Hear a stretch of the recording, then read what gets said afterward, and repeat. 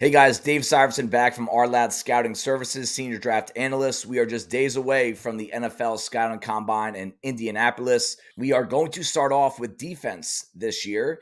And the number one question I want answered at the Scouting Combine among the defenders is which one of these edge defenders can answer their own respective question mark. Laiatu Latu from UCLA is the technician. His length concern is obvious. We already know about that from the Senior Bowl. But how well does he do in the explosion and speed metrics that are really important for the get-off, which is the one question that we have about his game? Jared Verse from Florida State is the straight line freak. The power-speed combination is NFL ready right now. But how will he fare in agility and change of direction drills so that he can be more than a one-trick pony at the next level? Dallas Turner and Chop Robinson. These are two guys that have the similar question mark next to their name that I would like to get some clarity on at the Combine. They are both the best pure athlete when it comes to burst and bend, but how big are these guys? The last time that the number one edge defender drafted was under 250 pounds was 2013, Deion Jordan. Didn't exactly work out for Miami back then. And most of these guys that were drafted atop the edge group were above 260 pounds. If these guys are anywhere in that 250 range, that's going to be a red flag for me. And lastly, Bralen Trice is one of my favorite football players to watch. The guy is going to produce on sheer effort and power alone. But how does his bend and just overall athletic profile look? Because you're not going to be a top flight edge defender unless you have a standout physical profile. That is the question about Trice, and we'll get some of those answers. The 40-yard dash gets a little overplayed, but I will say there is one position that matters the most with this metric, and it's the cornerback spot. This is where a guy can move up 2 or 3 spots on a stack on this number alone. A corner like Kalen King from Penn State, Nate Wiggens from Clemson, Kool-Aid McKinstry from Alabama. There are flashes of speed on tape, but there are also flashes where they struggle to get vertical quickly enough and could be vulnerable to a deep ball in the NFL against NFL caliber speed. Can these guys run? And I mean really, really run. Let's stick with the corners for my next question. Quinyon Mitchell, does he have a shot to be the cornerback one in this draft class? To me, this group is still wide open. If you ask 4 people for their number one corner, I do think there's a good shot you're going to get 4 different answers. There is no consensus.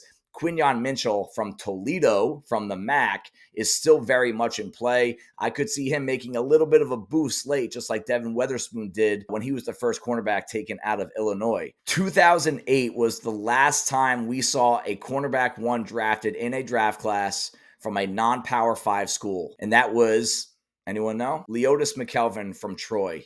It's been that long since we've seen a corner in this situation be the number one guy taken. If he goes out and blows up the combine, and this is a position where workout numbers mean a ton, you combine that with his tape and the performance at the Senior Bowl, yeah, there's a shot this guy could be the number one corner taken in the draft. My next question, we're going to move up to the linebacker spot. Which one of these guys is going to win Best Athlete Award? Simply, who is it? Who's going to be the best athlete from this group? I'm looking at Edgerrin Cooper, Junior Colson, Jeremiah Trotter. These guys can really play, but can they run? Let's look at the first linebacker taken from the past few drafts and look at their athletic profile. Jack Campbell, at 250 pounds, by the way, ran a 4.65 and had the best agility combination in the entire linebacker group. 2022, we had Quay Walker from Georgia. He ran a 4.52 at 241 pounds. Micah Parsons, a 4.36 at 246 pounds. Isaiah Simmons, a 4.39 at 238 pounds. Devin White, a 4.42 at 237 pounds. The conclusion that you can get from all those numbers is that the number one linebacker drafted in a class needs to not be a good athlete, but an elite athlete. And those guys I listed before, I don't see that on tape. But there is one linebacker that I have not mentioned yet, and that's Payton Wilson from NC State. The medicals will be big for him. But if he goes out and blows up, which I expect him to do the combine, the 40s, the agilities, the positional drills, don't sleep on him potentially being the number one linebacker in the class if his medicals are clean. And my last question that I absolutely need an answer to, how heavy is T'Vondre Sweat?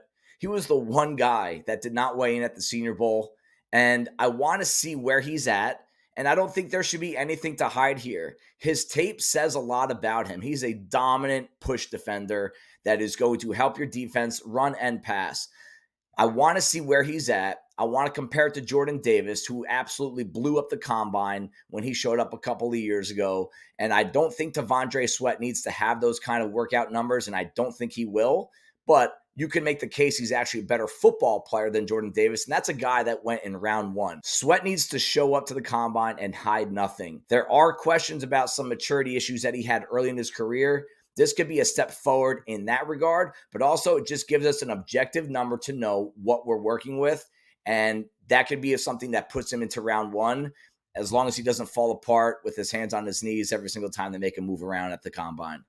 Thanks, guys. Check back. We're going to have some shorts ready for you throughout the weekend when we see something notable, and thanks for listening.